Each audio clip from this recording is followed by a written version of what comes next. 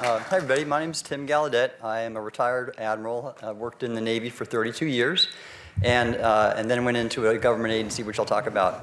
Now I'm a private consultant, and I got into this arena through an interesting way, which I'll share with you. But I just want to start off and say it's an honor to be with you all. I'm keenly aware that I'm an infant in this subject, and I'm standing on the shoulders of many giants like Gary and Chris and Jacques and Hal. And so I hope that I can contribute in some way, and it's really terrific to be here. Yesterday is going to be really tough to top, but hopefully I'll start things off right. I also want to thank Peter, you and your team for providing such great accommodations for the speakers. I think we're all staying at this Hotel Nobu. It's a Japanese-themed hotel. I had a tour in Japan, and it was nice for me to kind of relive some of that and see some of probably what is the most the cultural icon of Japan, and that's the luxury toilet. And but actually, if anybody who's staying at this hotel, it's really an AI toilet, which it's got everything, bells and whistles and whatever. Okay. So that's right. Anyways, so first off, I want to begin the discussion just by reflecting on Peter's presentation yesterday. I'm a scuba diver, and I'm a naturalist, and I just visited the Galapagos Islands with my wife, and what kind of struck me when I was there is the incredible diversity of life in the Galapagos Islands, and it's kind of, on your presentation, Peter, it made me think that why wouldn't there be a diversity of non-human intelligence? One, first of all, biologically, these are all non-human intelligences right here, and whenever you go underneath the sea, it's remarkable how just fascinating different life forms are, but at the same, maybe biological, non-biological diversity in intelligences, this is just something to think about. But my presentation is going to focus on a more mundane topic, pardon me, and that's the government. How so many people are misunderstanding what's going on with the government and their reaction to UAP, and having, I don't know, I guess the stubbornness to stay in the government for 36 years, and people like Chris and Carl both know what that's like. I thought it'd be helpful to explain what's going on right now. And this will help inform SOL going forward with the policy recommendations, et cetera. So, but quick about me. Again, I had 32 years in the Navy. This is my dad swearing me in at the Naval Academy in 1985. And for 32 years, I was an oceanographer, and I just loved it. I then led this agency, the National Oceanic and Atmospheric Administration, and this is the nation's climate, weather, ocean agency. And we had basically 20,000 people that with a $7 billion annual budget, 18 satellites, environmental satellites, 16 ships, 9 aircraft, some of which fly through hurricanes, and a whole armada of boats and scuba divers characterizing and predicting and managing our ocean resources. And it was a thrill, and this is gonna sort of be the content of my examples when I speak about how the government can work well and when it doesn't. And then, of course, just about me, I am my favorite jobs are I'm a husband and a father to these fine people. And I've told some people this, but my wife Karen was in the Navy, and we met at graduate school studying oceanography, and she's the entire reason I'm here. I've always been fascinated with UAP, but she's the one who said, Tim, you have a voice. You need to use it. And so if I contribute anything good today and going forward, Karen gets all the credit.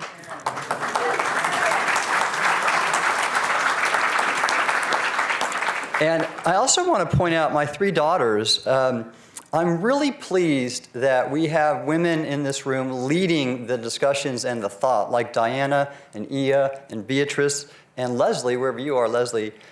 Wonderful. That's a great thing, because I think most of the history of UAP in the study has been dominated by white men, and I think seeing more diversity in the topic and in the leadership is a great thing. And thank you. I appreciate that. So my interest in UAP was a lot like Beatrice's, because I was the superintendent of the Naval Observatory, and that slide you put about how big the Milky Way galaxy is and then how big the universe is, I got to appreciate that in a big way, leading the astrophysicists at this terrific agency.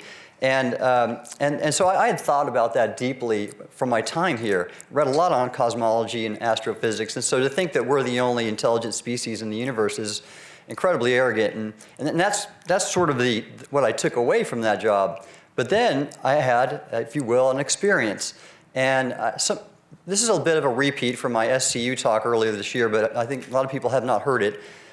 So when I was a one-star admiral working for U.S. Fleet Forces Command in Norfolk, a four-star admiral command in charge of all the ships in the Navy that are training stateside, they were running an exercise in 2014 to 2015 where Ryan Graves was operating in. He was flying his F-18 Hornet, Super Hornet, off the USS Theodore Roosevelt. My job, I was the chief meteorologist of the Navy, and so all my weather guessers, meteorologists or aerographers, were on Navy ships like the USS Theodore Roosevelt forecasting weather. Very critical safety of flight mission. And during that time, I received an email on the Navy's secret network from my boss, the operations officer at Fleet Forces Command. He was a two-star admiral. All the addies were one- and two-star admirals like me. I was in a support command. Others were operational, like strike group commanders, Theodore Roosevelt and others. And the topic of the email was urgent safety of flight issue. And the content of the email was fairly brief. It just said, if any of you know what these are, tell me ASAP. We're having numerous near midair collisions, and we're going to have to shut the exercise down if we don't stop. And attached was the Go Fast video that everyone's seen now. And so a lot of my thought beforehand was crystallized in that I knew that was not our technology, because we, the U.S. government's research and development enterprise, does not test and evaluate in training ranges for the safety issues they were causing. So I knew immediately that was not ours, it wasn't our adversaries. I was pretty read into all of our adversaries' advanced technologies, and then I knew. And so I didn't say much, but the next day, my email was wiped from my computer and everybody else who received it. And then even worse, in terms of the reaction, I would go to weekly meetings with all the people who were at ease on that email with my boss and his operations officer, and no one ever talked about it. And this was having Ryan and his fellow pilots, a major safety flight issue. He was having to develop their own mitigation measures himself. And what this whole overclassification issue, because it was obviously a SAP, I knew that, and that's why I never spoke about it at those meetings. But that overclassification, if you want to call it that, was forcing a failure in leadership. That I couldn't, or my fellow admirals could not look out for Ryan and his fellow pilots. And that is a problem, and that's something we have to correct. And that's why I'm speaking out about this, and I seriously don't know why other admirals who are retired aren't either. But now, so I support Ryan's Americans for Safe Aerospace. I'm on his advisory board, and yes, I think, yes, thank you.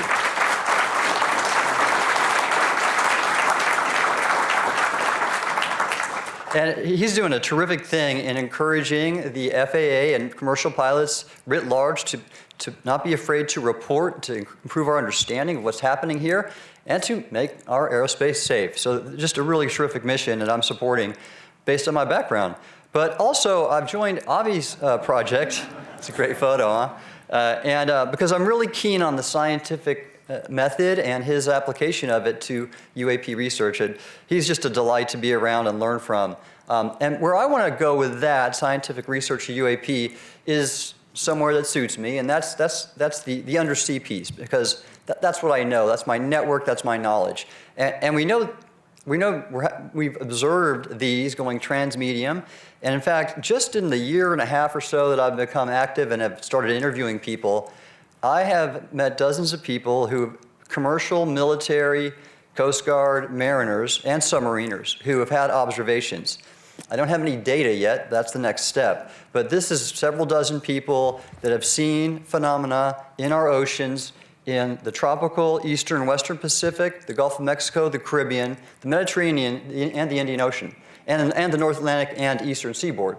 So this is happening, and I'm working to get a better understanding of it and get data.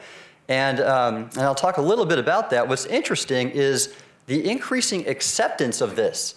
So this gentleman, Victor Vescovo, is really the equivalent of Neil Armstrong for the ocean. In 2019, I partnered with him when I was leading NOAA, and he conducted this expedition to dive in all the deep trenches of the world with that deep diving submersible you see there. And he did this on his own dime, and he shared the data with us, and we put our scientists on his ship. And it was just a terrific expedition, or worldwide. But afterwards, in 2021, he let me know he was going to test out a new sonar on his ship, and he was going to do it off Southern California. And I thought, oh, okay, well, we know we observed UAP going in and out of the water in places around SoCal. And I didn't know his thought on this topic, but I sent him an email and said, do you want to do an expedition like none other? I have some coordinates for you if you want to look. And because I thought possibly we might want to see if there are evidences of these interacting with the seabed or even undersea infrastructure that might be places they go. And he wrote me back and he said, send me the coordinates. And so he did that. He mapped these areas, and he found one feature that we had identified before and mapped it that I think is anomalous. I can't find a marine geological explanation for it. So our next step is to get an ROV on it, and that's in the works. It could be geology, but the folks I've sent it to really have a hard time explaining it. But anyways, we have that, and then I occupy two national body boards on the ocean. One's the Ocean Studies Board at the National Academies, and this other reports to the White House Ocean Policy Committee. And so my goal is to make undersea and transmedium UAP research a national ocean science priority. Not there yet, wish me luck, but we have some progress. This man right here is Admiral retired Gary Roughead, former Chief of Naval Operations. Now he's the chair of the Naval Studies Board at the National Academies, similar to the Ocean Studies Board, but it has a purview of classified information.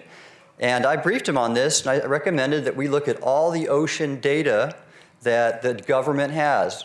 Naval Oceanographic Office, which I used to be in charge of, Office of Naval Intelligence, and my agency, NOAA, and see if we see any anomalous features in the data. And he thought it was a good idea, and he approved it in principle. My next step is to get funding from those agencies, and right now that's difficult, and you'll see why as I go on. But that's all kind of the background here. The main points I wanted to get here, yeah, how about this article? This was interesting, but is a little bit of understanding about the government's response and how to work with the government going forward. So first off, some examples from my history. When I was at NOAA in the last administration, this was my only Oval Office visit. And it was a bipartisan bill the president signed. You see Senator Sullivan, Republican from Alaska, Senator Whitehouse, Democrat from Rhode Island, backing this bill. I'm with Secretary of Commerce Wilbur Ross, and he signed it, which was a great thing.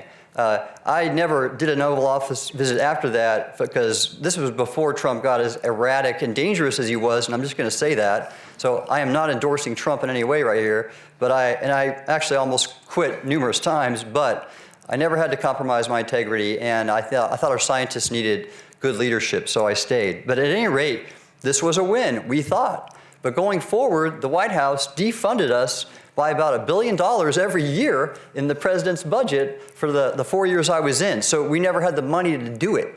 And so that's just an example of how the government works and doesn't sometimes. And so one of many examples. But luckily, Congress appropriated the money, and we were still able to execute this great program to clean up our oceans. Another one might be from this administration. And again, I'm not trying to pick sides, but so President Biden has been a champion for climate change response and mitigation, and greenhouse gas emission reductions are a big part of that. And I think that's fine. Renewables, good. We are seeing global warming. It is a good thing to curb it and eliminate it if possible. A lot to say about that, but one thing I have a problem with is these plans the White House put out for the DoD. The Navy and the DoD are doing a lot of work to reduce their emissions. And it's just a drop in the bucket for what the U.S. does writ large, and it's a big distraction from what we really care about in the DoD, and that's right now China, Russia, Iran, North Korea. And so I just thought that's just not to me that's a misplaced priority. Well, the DoD should be focused on its mission, and we can work with the energy industry and DOE to address climate. So that's just one example, and I mean, here's the data. U.S. emissions have been dropping, that's the lower line. And China's emissions are going through the roof. They just built 6 coal plants that are more capacity than the entire world have for CO2 emissions. So we're not going to do a whole lot. And if we task our Navy to do this, it's not going to make a difference. But that's just an example of sometimes priorities not being square. Here's one where I think we got it right. And this was this issue of ocean mapping. Now, our oceans are, I think, Beatrix, you talked about undersampling of the solar system, et cetera. The ocean is one of the most undersampled spaces we know of. And we haven't even mapped the seabed of our own exclusive economic zone by more than a half, and we have not even explored the ocean volume, only about 10% of it. And so I put forth a proposal to the White House to develop a national strategy to map and explore our oceans, and they took it on board. And we had a summit with academia and private sector leaders. We had all the agencies involved. And bottom line, the plan's still in place. They're executing it. And what you have is you have four really key elements of any government effort to work. We had legislation, so support from the Congress. We then pass a law on ocean mapping. We had the White House put out a plan, a national strategy and plan to map our oceans and explore them. And then we had an interagency council to organize and the efforts across the government and to make sure that plan was being followed, to implement the plan. And then lastly, we had a federal advisory committee, we had two in this case, that of senior people, leaders that could advise us to do it right. And so you sort of have that with the UAP legislation with the review panel, but ultimately those are the four pieces we need for any UAP effort in the government to work. And when things aren't happening right now because you don't have all those in place. So a few other examples. Space weather is solar flares affect our ionosphere, and it can be a real problem. That gentleman in the middle is astronomer Richard Carrington. The Carrington event in 1859 was this major solar storm, basically, that caused electrical circuits and telegraph lines to spark and stations to catch on fire. And if we had that event today, a solar storm like that, the entire electrical grid across the world would fry, and everything we take for granted, GPS, Wi-Fi, it wouldn't work. So the White House put together a group called the SWARM, the Space Weather Operations and Research and Mitigation Committee, SWARM, and they have an advisory council called the SWAG, the Space Weather Advisory Group. Gotta love DoD acronyms. And we had legislation passed called I won't even give you the name of that. And then we also had a plan put forth. So you had all those four elements, and we're tackling space weather, and that's a good thing. NOAA leads the government's space weather prediction capability, and that's what we're doing. We're improving our predictive capability. Now, one final example of, I think, the government getting it wrong this time is this topic. Now, on the field of space weather, and the ionosphere, when the Earth's plates start pressing together before an earthquake, it induces a current, and you see increases in the total electron content in the ionosphere. They're observable, and you see data here. Those are latitude versus altitude on those two plots of the ionosphere before the Tohoku earthquake, and so this is a means for earthquake early warning. The Europeans launched this INSPIRE project up there on the upper right to study this. Meanwhile, what is the U.S. Geological Survey doing? Nothing. They insist that if you're not using geology and seismology, earthquakes can't be predicted. And that's their bottom line. I've approached them numerous times with this and they refuse to look elsewhere. It's just it's like Avi when he says, why won't we think out of the box? And then I've gone to the White House. In the White House, they're too locked in on climate change. They don't think this matters. I mean, when you look at the earthquakes in Syria and Morocco, and what's going to happen in the Pacific Northwest, the damage and destruction of these is on the order of a world war. So tell me this should not be a priority. So this is my example, again, of just sometimes the government just not getting it. Old ways of thinking, misplaced priorities. So what about UAP? Well, let's talk about those areas that we need action. The Hill's doing it right. We got some good work with the House. I just was approached by Representative Luna. She is interested in having another field hearing, this time on USOs, undersea UAP. So we'll see where we go with that. And that's good. So there's action being taken. And Carl, I'm looking forward to your presentation about the Schumer amendment. But what about the executive branch? This is where things aren't going well. You have this big disconnect between what the House, the story David told, and of course the Aero office under Dr. Kirkpatrick. Why is that? And it's not complicated. Sean can't do and say things without clearance from the SecDef and above him, the National Security Council and the White House. and likely D&I. And everybody who's worked with the government in this room, there's many, they know how this works. And this White House does not want to disclose. That's their policy, and Sean is merely following that suit. Now, and the same is going on with NASA. If anybody saw the live meeting, yeah, what do you want to call that? There was nothing. There was zero data. There wasn't one example. At least Sean showed that Mosul orb. But yeah, and this was such a non-event. And it's for the same reason. They get their orders from the White House. That's how it works. And so the policy currently, today, is non-disclosure. And the two bodies we care about are the Office of Science and Technology Policy, and the National Security Council, and probably others going forward. So here are my recommendations for you, Gary, and Peter. And first off, I just want to say that your idea for SOL to be a holistic approach combining hard science and the humanities is just brilliant. Please give these two leaders a big round of applause.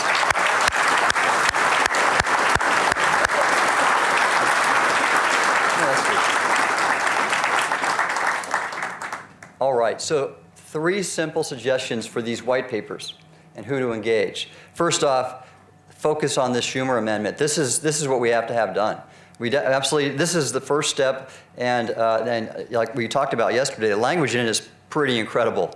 And so we want this done. And now, Hal, you had a great observation about the private sector and that's going to be thorny. But let's just get this out there, and let's get a policy of disclosure and a good panel to help review on that. I realize some technology might have to remain classified, but the fact that we're being visited by non-human intelligence, the public should know this, and we should develop policy regarding our response to that. The second thing is get the White House involved. Here's my final example. That woman there is Louisa Koch. She's the director of NOAA's Office of Education.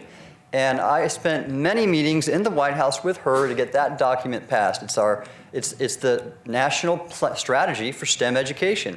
I worked on it with the NASA administrator and the Navy and all the agencies that cared about STEM, which is almost all of them. And it was a solid plan. And then there were all the other parts. So we already had legislation from Congress, and then this plan developed a committee, this COSTEM, the Council on STEM education, and then we executed that plan with the Federal Advisory Committee. So you had all 4 parts working well. These are the things I recommend SOL put forward in our papers and engagement. And then finally, the next generation. And I'm stealing this quote from Ia, your piece in Diana's book, the Encounters book, where Diana describes how Ia took aviation safety and changed it in a generation to remove the fear and stigma from reporting safety violations. And what that did with the new generation, you had this new culture, and the same applies for UAP. And what's wonderful is many of those people are in the room right now. So this is happening. It's not, and we just need to keep that up. And this is like developing grad school and undergraduate curricula on UAP studies, as well as research projects and PhD work. So this is happening, and let's do more of it. And I use this picture from Avi's latest meeting. This is the whole Galileo group from yesterday. He had the picture from last year's meeting, and it was a lot smaller. So this is a good thing. Lastly, I'm going to kind of tee up Jonathan Bertes. Where are you, Jonathan? Yes, right there. He's going to speak later today about involving entrepreneurs in this and moving forward to research and study the phenomena. And so I think this will be really important because we have so many opportunities here to advance with this understanding, possibly, these issues of our time: energy, transportation, agriculture, food security, you name it, biotechnology, biomedicine. All of these we might be finding answers to, some we already are, through the research we're doing in this room. So thank you all for your time and attention. It's really great to be a part of this fantastic endeavor, and I look forward to taking your questions afterwards.